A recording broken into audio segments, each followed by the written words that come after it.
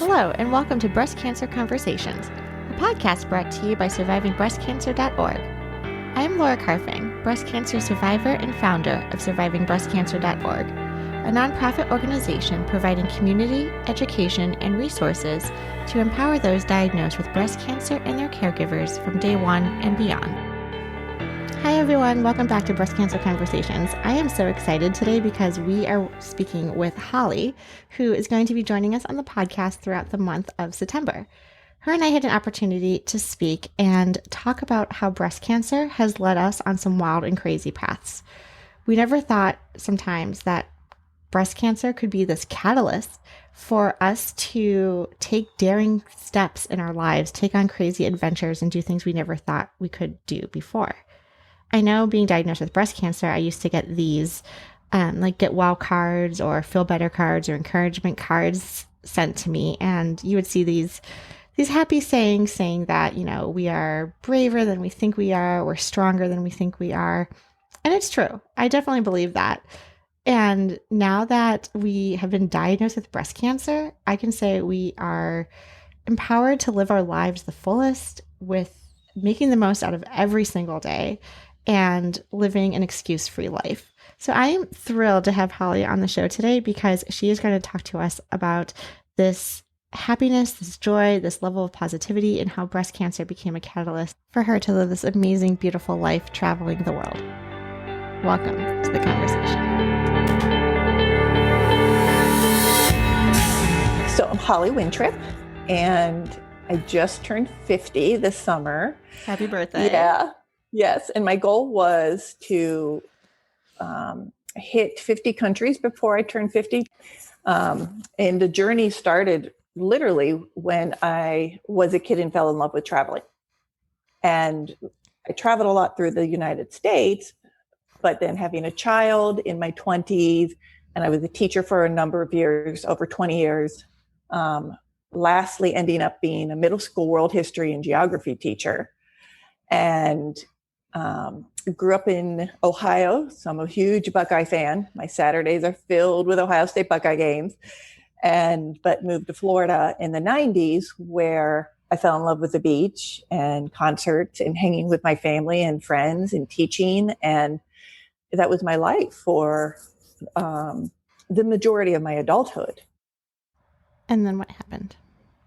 I got breast cancer. And in the process of that, I was navigating my journey of being a caretaker for my parents who were also going through their cancer journeys. And my dad passed. Yes. So my dad passed away 2 months before I found my breast cancer. And then 2 months after that, my mom discovered her lung cancer. So it was this, perfect storm of life hitting all at once, and navigating that while working and being a mom and being in a new marriage, second marriage with my husband. And so here we are. And once I got finally through the journey, and the medical stuff started to ease, and I decided I needed to take a break from work for a year.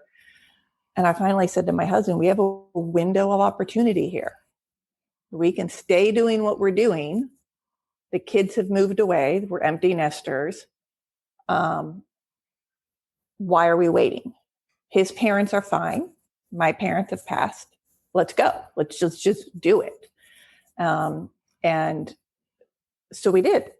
And we started the process of getting rid of our things, and we just sold everything and went to Europe last summer because my daughter lives in France with her husband and was having a baby. So we went to see the new baby. Yeah. Came back to the States to see family and friends, and then decided we'd start our journey in Asia. And so how do you even go about doing this? Where do you begin? And what about healthcare? The way we do it is by booking flights to the cheapest place on the cheapest flight available and just kind of roll with it. And the challenge of it is finding the medical care that I need along the way, because I still need scans, I still need checkups. And I have learned of another woman who's been on the road since 2014, and she's the one who gave me ideas of how to find medical care while abroad, which is what brought us to Kuala Lumpur, Malaysia, where we are now. So we came here in January for me to have medical care done, and turned out that the medical center I chose is in the Blue Cross network. Didn't even realize it. The medical care is significantly less expensive than what we were experiencing in the United States. For example, I have to get a Prolia shot for my osteoporosis, which was brought on by the medication and chemo and whatnot. In the United States, it's over $2,000. And here it's $250. Wow. Yeah. So that's just like one small example of this. And once we left Kuala Lumpur, we were making our way back over to Europe and had spent a month in Sri Lanka, where I broke my ankle learning how to surf. And you have a good story for it, at least. And that's another story. And had surgery in Colombo. And what the magic is in this whole experience of the last 5 years is how each person's connectedness with myself or with other people has either helped others or it's helped me. So when I broke my ankle in Sri Lanka, I messaged my oncologist back home, whose wife is on the board of an orphanage in Sri Lanka and has a connection to a surgeon in Colombo. Wow. This just keeps happening. The more I put myself out in the world, these connections keep happening. So after surgery, we flew back to Kuala Lumpur, and the borders closed in Sri Lanka and the borders closed in Kuala Lumpur and Malaysia. And here we are. And I'm sitting here after having just another ankle revision surgery a week ago, and I'm good to go. I'm done. Yeah. I told the doctor this is my 9th surgery in 5 years. I'm done. Mm-hmm. Exactly. But I love your fearlessness of, the taking that risk and that jump to figure out not only your own like health insurance, but to pack up, leave, travel, experience new cultures, new healthcare systems, and to go surfing. I mean, I don't even know if I would have the guts to like put myself out there. Fears of water, ocean. I mean, there's so many things that I can rattle off. And I agree. I love that you're just kind of putting yourself out there in the universe as well, and just letting life make connections and connecting the dots for you. I feel very similarly with the world of podcasting. I get to hear everyone's amazing stories. And then, my head is constantly churning of, oh, I need to connect you with so-and-so. Or, there's this other woman too, who also used to live in Florida and now she's like in France too. And, I love that because it's the richness and satisfaction I think that we get in understanding life and, the value that we can bring and share and help other people. So I love that. That's exactly what it's about. I love this story of how you get diagnosed with breast cancer and you literally never know where in the world it will take you, what path it will lead you on, the people and connections that you're going to make.